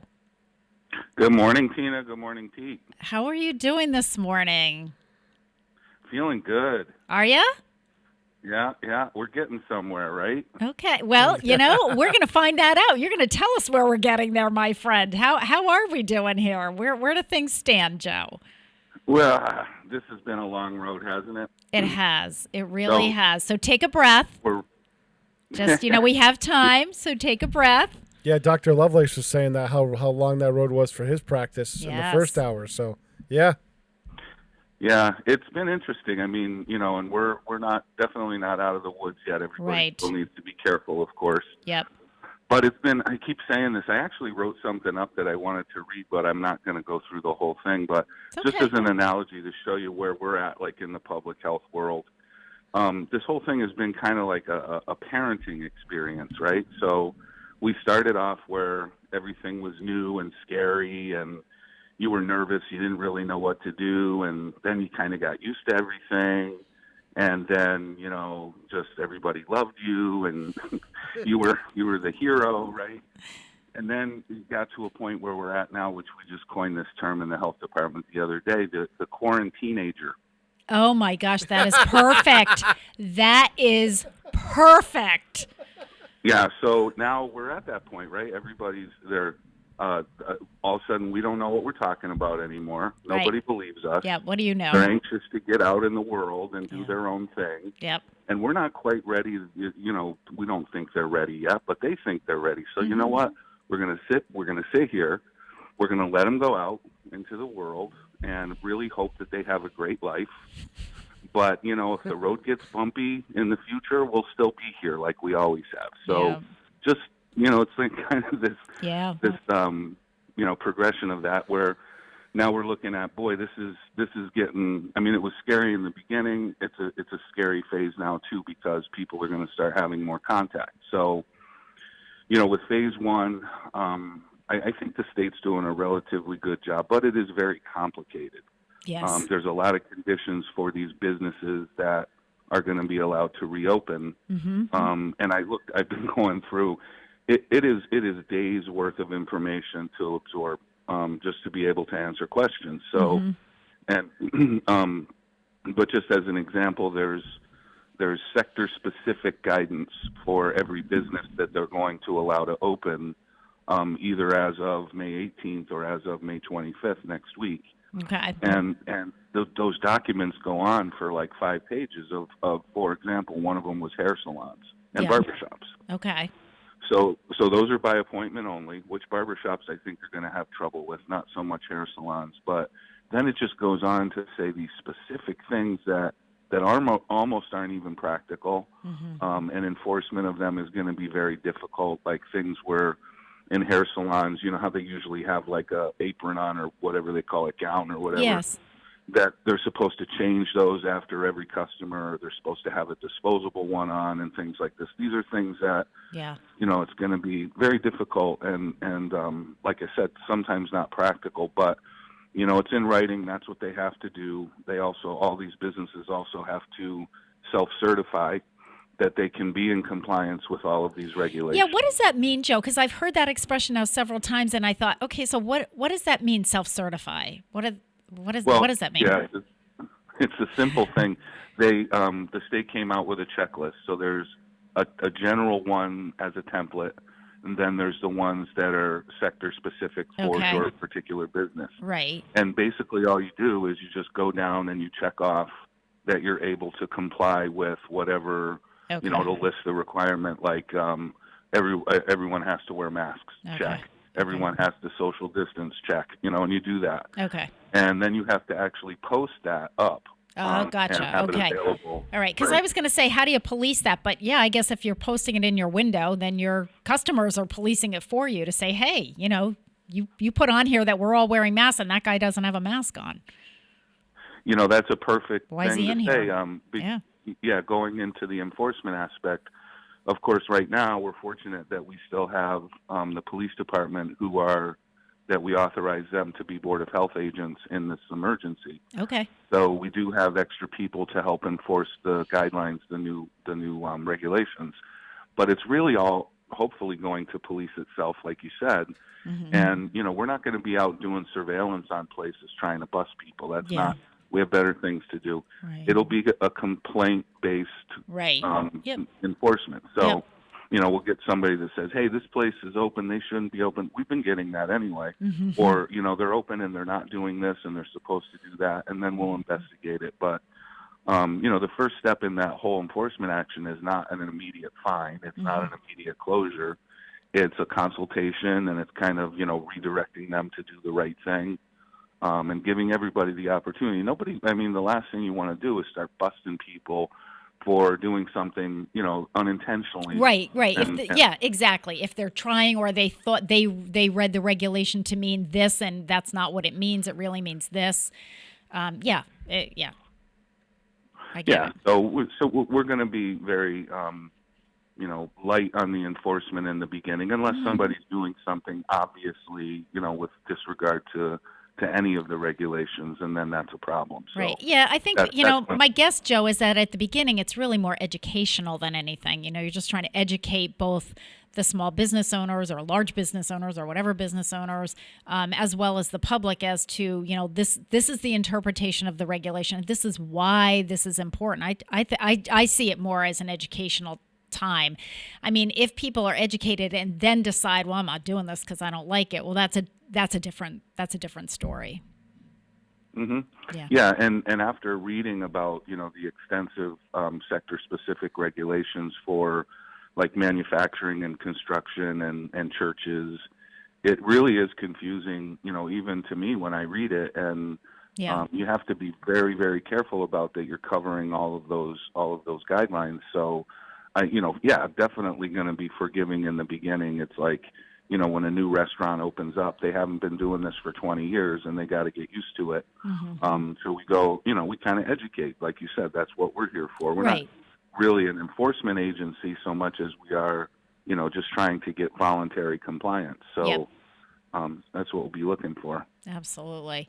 I think this is a good time to take a little break because I have some other questions that I want to ask. But it is 7:28. You're listening to WSKB 89.5 FM radio for the Westfield masses and WCPC cable channel 15. I'm trying to think of what song. Okay, I'm on the Bicycle Song by the Red Hot Chili Peppers. I lost track of where am I on my time in my songs here. So it is National Bicycle Safety Month. May is National Bicycle Safety Month. So we're going to listen to the Bicycle Song by the Red Hot Chili Peppers. We'll be back with Joe Rouse.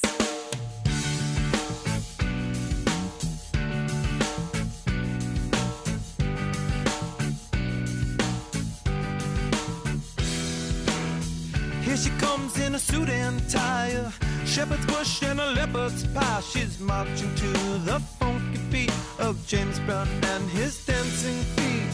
I'm gonna set your fish on fire, a pistol whipping of desire. So please do not resist your fate. I'll pick you up, yes, it's a day.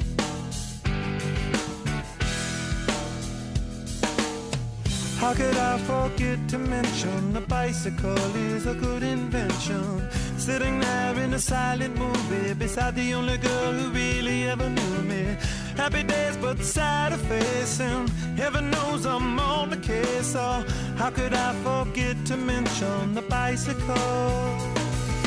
Somebody told the world the beauty of your birth. My girl, I heard it first. The beauty of your verse. A sticky finger and a wicked taste. Got a lot of nerve and a lyrical case. Be sure to write it in your book. I promise not to look.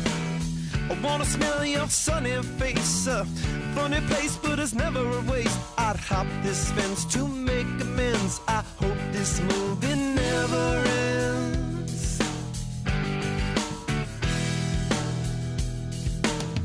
How could I forget to mention the bicycle is a good invention? Make it up, making you my business. A funny buttercup, gotta live a forgiveness. Happy days, but sad face, and heaven knows I'm on the case. So how could I forget to mention the bicycle? Somebody told the world the beauty of your verse. My girl, I heard it first. The beauty of your verse. Somebody told the world the beauty of your verse.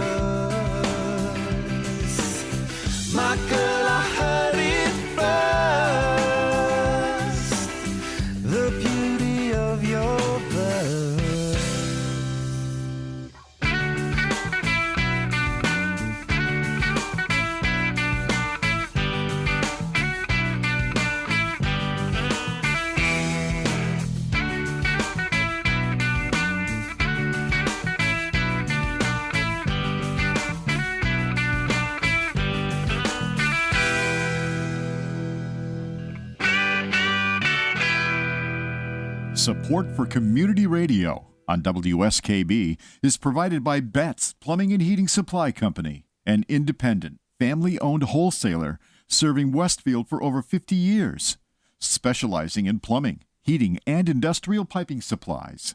On the web at bettsplumbing.com or at 14 Coleman Avenue in Westfield. Hi, this is Harry Rock, host of Rock on Westfield every fourth Wednesday at 8 a.m. Tune in for my view of this place I call home. Community Radio. 89.5 WSKB. Live from Studio 120 at Westfield Technical Academy, this is WCPC Channel 15 and 89.5 FM WSKB Westfield.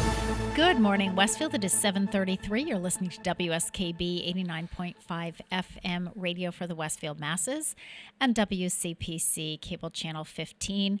My name is Tina Gorman. I'm your Wake Up Wednesday host, and our producer, Pete Coles, is behind the glass in the bubble. In his secluded room back there. So lest you think that we are not physically distanced, we are physically distancing. Well, and then the custodial staff here at Westfield Technical Academy has been really great about giving us industrial grade disinfectants. Yes, for the I know. studio. Every time I come, this place is like slathered in, in whatever that disinfectant spray stuff is. And we're doing it the right way because you have to keep it wet for 15 minutes Yes. and then it air dries. So Yes. yeah, we're doing it properly. We're actually doing that when people return medical equipment. We're telling them to leave it on the front porch area at the senior center. What we do is my building maintenance craftsman goes out, Alex Hibbert goes out, sprays it all down. We just let it stay out there, Yep. and then we bring it in, and then we clean it and do more disinfecting and so forth. But we've Yep. got this two-step process going.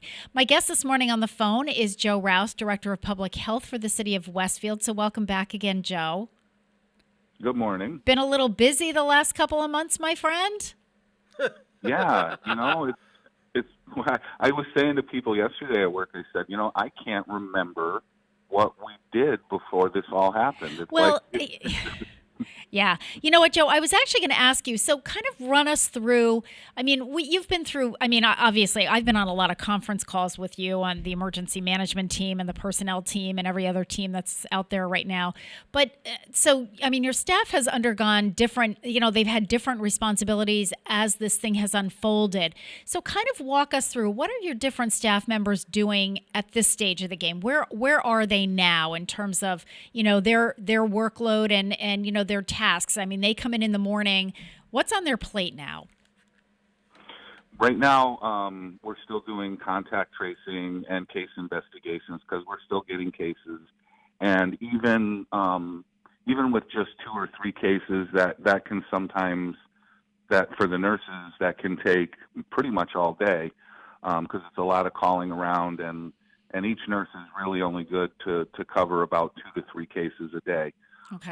That's when our numbers were larger in the past, where we had brought in the school nurses, 7 of them, right, to help cover when our numbers were in the double digits. So, and they still are around. The school nurses have been wonderful, and they're still helping out a great deal with some of the day-to-day, more remotely now than physically there. So right now our nurses are still doing case investigations and making sure people are quarantined if they need to be. So that's their role in it. Then we have our 2 inspectors who also all along have been there every day because, with the, quarantine notices need to be delivered. And then also, right, so then also a lot of calls that we get about places or people who aren't abiding by the restrictions. So the non-essential businesses that we're still trying to operate, we have to send the guys out to tell them that they can't be open, and then other, of course, there's emergency type inspections that need to be done weekly, including if somebody's septic system is in failure, you have to make sure that gets fixed. So the inspectors have been hands-on, great, and helping out with all of the aspects of the quarantine people, the businesses situations, and then we really abandon a lot of our routine type inspections. Like, of course, restaurants some of them are open, some of them are closed. Yeah. So that was just something right now we can't allocate the resources to do.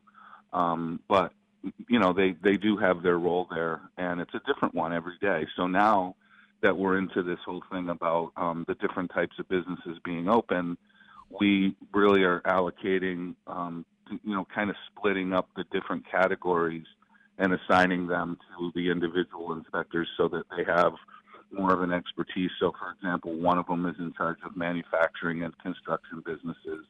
Another will be in charge of the churches and the, probably the offices that are going to reopen, pet grooming, and so yeah, they're a big role for them. And then other than that, there's me. Yeah. So so that's I'm just filling in the blanks everywhere. So Right. I'm either working with the nurses or working with the inspectors, or a lot of times what I do is handle a lot of the questions and concerns that come in inundated with phone calls and emails, and I try and cover all of that and return residents' calls because, especially in the beginning, people were just panicking and it was nothing to get, 25 to 30 voicemails a day, plus the calls that you were actually able to pick up. Right. Joe, what are some of the calls that over the last couple of weeks, what are kind of some of the typical, are there typical questions or concerns that people have, or are they just all over the place? No, the biggest ones actually, and this is where the inspectors really come in handy, is that the people will call to say if they were in an essential workplace, so some sort of manufacturing that was considered essential because they make airplane parts or something. Right. We have tons and tons of calls from places like that where they would say, hey, somebody here has been positive for COVID. They just got removed. They're at home, but our employers aren't doing anything. They're not cleaning anything. They're not giving us the protective equipment that we need. Over and over calls like that every day, right from the very beginning. Mm-hmm. And or the ones where it's, hey, I work in a place with a guy whose wife has COVID, and what are they supposed to do with him? Why is he still at work? Shouldn't they be sending him home? Shouldn't they be disinfecting everything and closing down and all this? And then even further than that is the second category are the just residents' questions about, hey, I was exposed to someone who had contact with someone who had COVID. Mm-hmm. What do I do? Where can I get tested? Mm-hmm. So all those kinds of questions need to be answered. And you have to go through, depending on the time, the standards are different now than they were in the beginning. You just have to walk them through the whole process and say, look, if you're a contact of a contact, you don't have to worry right now. Let the investigation happen. If it trickles down to you where you're a person of interest, somebody will let you know. But until then, your risk is no higher than anybody else that's out there. So all of those were lots and lots of questions like that every day. Mm-hmm. Okay. And Joe, can you kind of walk us through just a tip, sort of I don't know if I can say a typical contact tracing, but I think a lot of us have are a little unclear about what exactly happens with contact tracing. So if you could walk us through what the nurses are doing, the questions they're asking, and then what's supposed to happen after they get the information that they get. Yep. Okay. So those cases do differ a little bit. Obviously, everybody's life situations are different, but it starts with the person diagnosed if they are able to communicate with us, which we've had good luck with that, where you get in touch with that person, you find out, who lives with you, what kind of close contact that you've had with them, meaning, and we'll go through what close contact is because sometimes that's a ambiguous term, but yeah, it's like pretend like you are sitting at a table 2.5 feet away from somebody and having coffee with them for 15 minutes. Mm-hmm. Are you that close to anybody, whether it's in a home setting or a work setting, where that would be considered a close contact? So it's a space thing. So you're not at that physical distance of 6 feet. It's also a prolonged period of time where you're in contact with that person. So it's not just a casual walk by somebody in the grocery store sort of thing. Okay. It's more of, most people that have that are positive COVIDs, we find that they have obviously had close contact with the people that live in their house. Right. So the next step would then to be talk to the close contact people to verify, make sure that they're not going. No, sometimes they'll say, no, I work with the guy, but we're never within 10 feet of each other, so I don't, Yeah. Then you kind of rule them out. So it's a whole interview sort of thing, and then you determine. So if you had, if you were a close contact or had significant contact with somebody positive, it's a mandatory 14-day quarantine, whether you're symptomatic or not. So, and most of the time, people that were close contacts do become symptomatic and then positive themselves. So this is why I think this is missed a lot with people, why it's so important to do these quickly and efficiently, because the numbers go down because we find out about people who are not yet contagious and quarantine them so that they're not out in the community spreading it when they're asymptomatic. Mm-hmm. So that's the biggest part of the contact tracing and the case investigation is get these people off the street and let them and keep them home. And it's a mandatory thing, because if you don't do that now, even though this person thinks they're okay, we already know you can be contagious 48 hours before you're symptomatic. Mm-hmm. So you get those people off the street right from the get-go, and that means they're not spreading it around even though they think they're fine. Mm-hmm. So that's pretty much it. I mean, and it goes down the line where we will call the employer and speak with only either the manager or if they have a human resources person. Mm-hmm. We don't speak to the employee themselves unless we do find that there's somebody, say, they work in a cubicle and they're both 2 feet apart all day long. And then we would consider them a person of interest and try and contact them as well. So it really is basically just tracing down the close contacts and then doing the quarantines after that. Joe, how receptive are people? I mean, do you get any pushback from people saying, "Listen, my wife had it, but I feel fine and I got to get to work." What are you getting? So of the 400 plus cases that we've had, I can say we've probably had a handful that push back on the quarantine. Okay. And it's usually the people that are despondent in some way for something else. So we had one where, the person's family member had just died from COVID. Mm-hmm. And they don't really,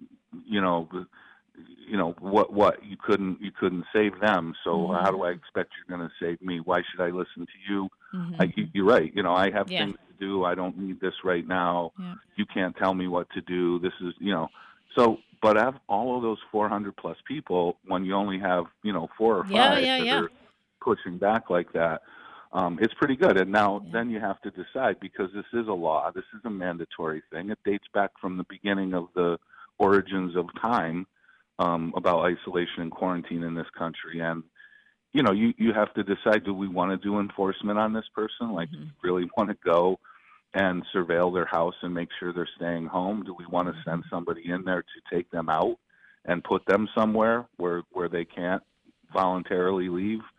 Those are all things we can do. We've not opted to do that so far, because a lot of them, fortunately, the ones that we've gotten pushback on are pretty much at the end of their quarantine time anyway. Gotcha. Like they're not symptomatic anymore. They still technically should fulfill that quarantine period, but we're talking about a matter of a couple days. Is it really worth pulling somebody out of their home and putting them somewhere for 48 hours? Yeah.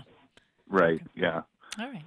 Very good. All right. It is 7:46. You're listening to WSKB 89.5 FM radio for the Westfield masses and WCPC cable channel 15. We're going to take our last break. Memorial Day is coming up. So before we jump to this break, Pete, I just want to make sure that folks know that the Memorial Day parade has been canceled for good reason.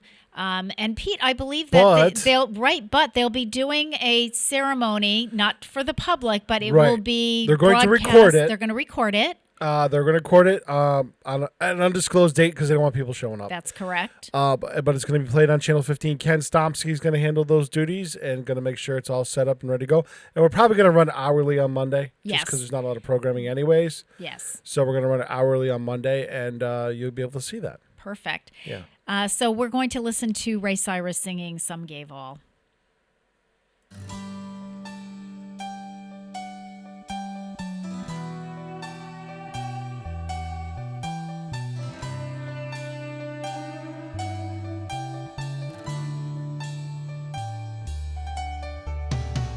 I knew a man, called him Sandy Kane. Few folks even knew his name. But a hero, yes, was he. Left a boy, came back a man. Still many just don't understand about the reasons we are free. I can't forget the look in his eyes, or the tears he cried as he said these words to me.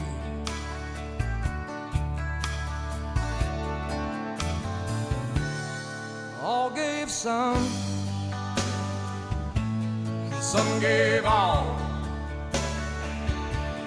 Some stood through for the red, white, and blue, and some had to fall. And if you ever think of me, think of all your liberties and recall.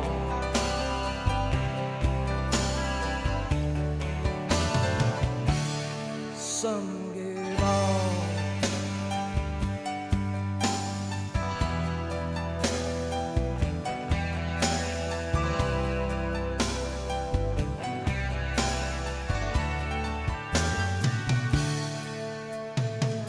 Sandy Kane is no longer here, but his words are oh so clear as they echo throughout our land. For all his friends who gave us all, who stood the ground and took the fall to help their fellow man. Love your country and live with pride, and don't forget those who died. America, can't you see?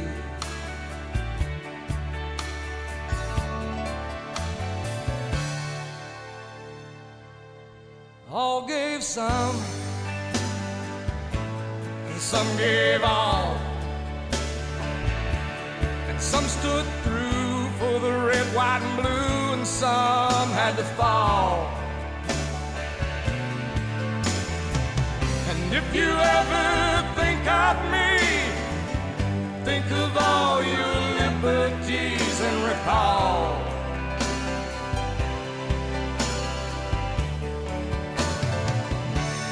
Some gave all. And if you ever think of me, think of all your liberties and recall. Yes, recall.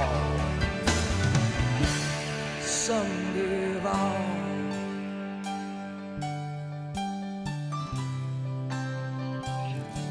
Some gave all.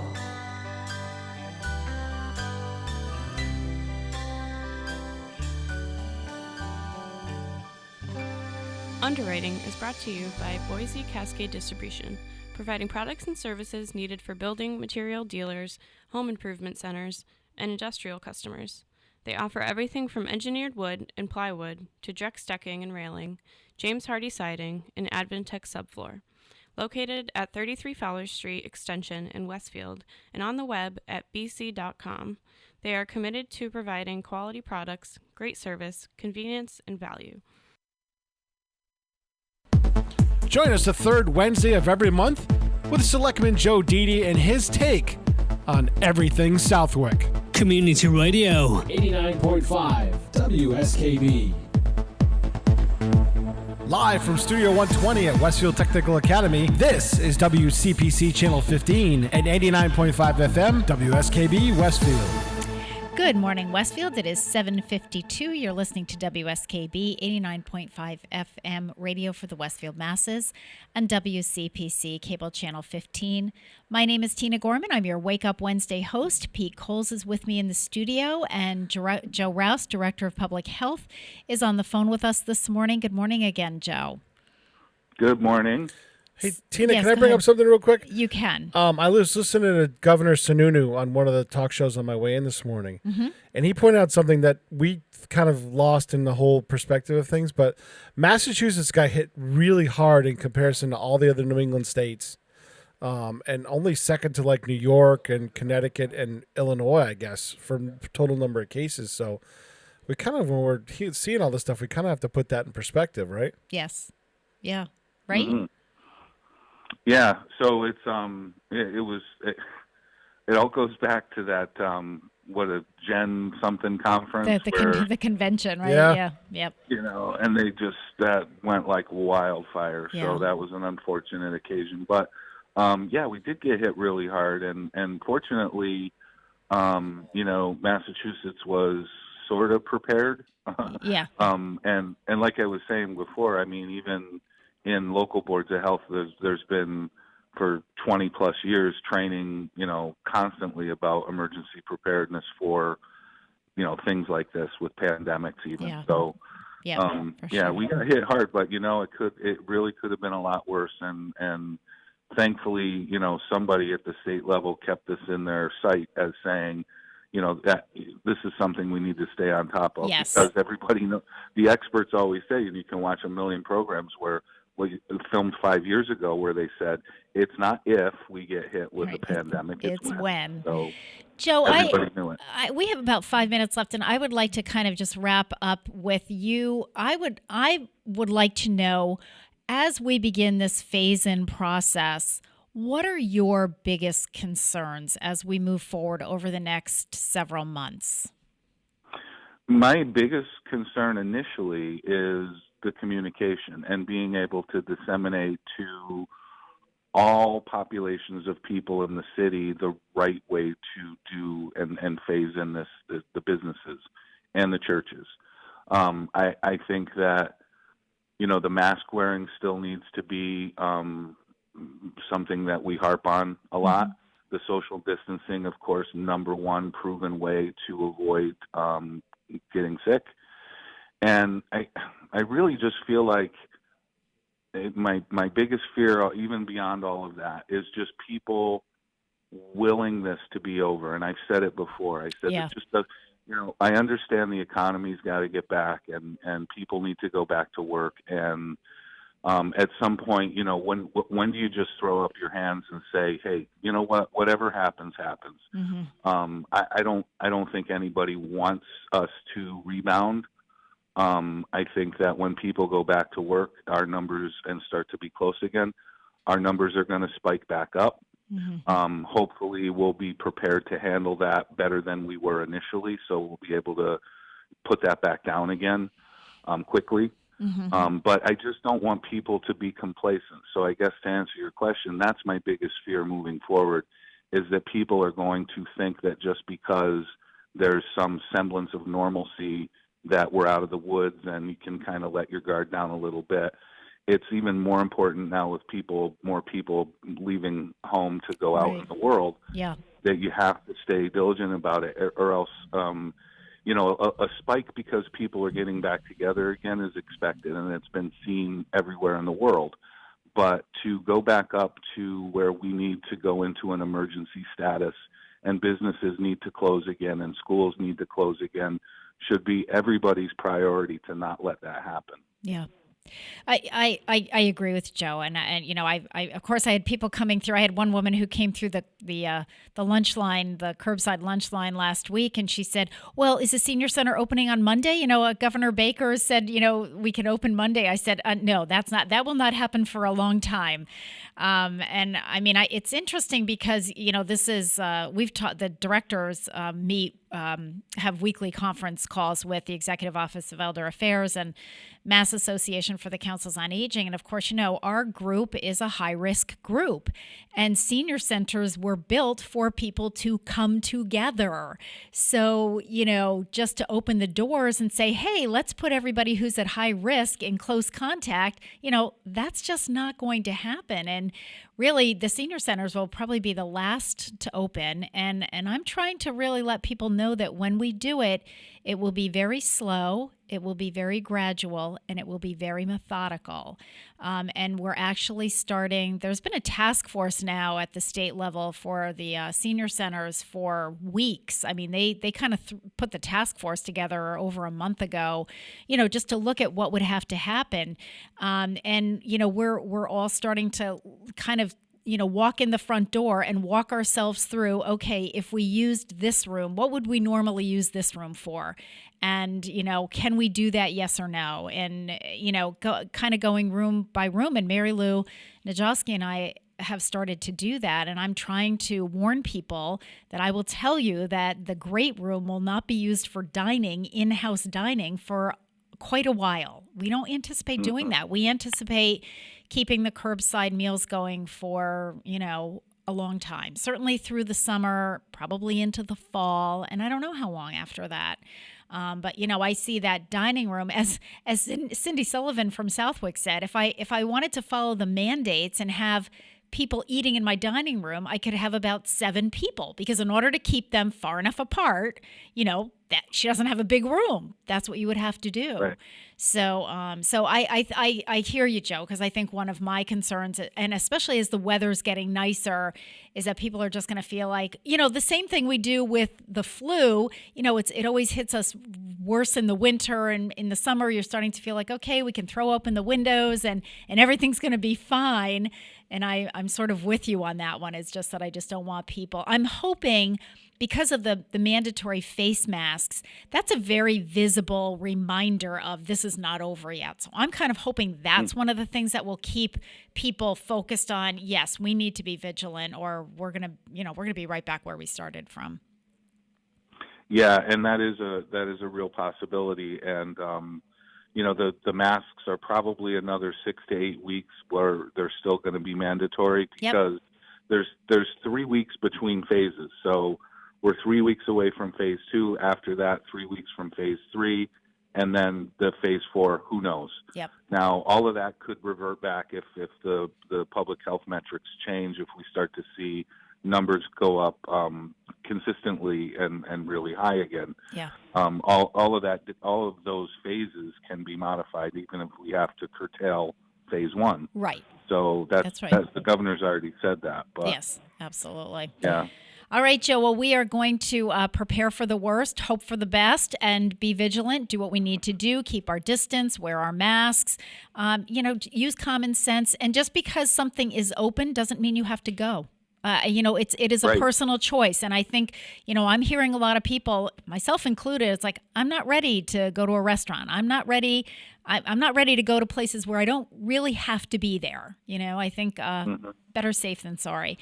Joe Rouse, Director of Public Health, thank you so much for joining us. And I'm going to let you say what you always say when we finish, Joe.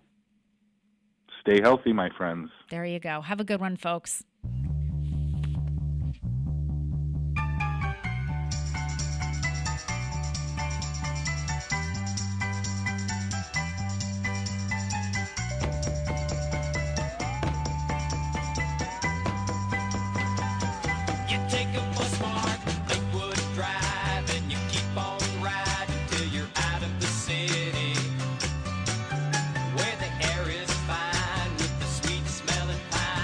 Countryside.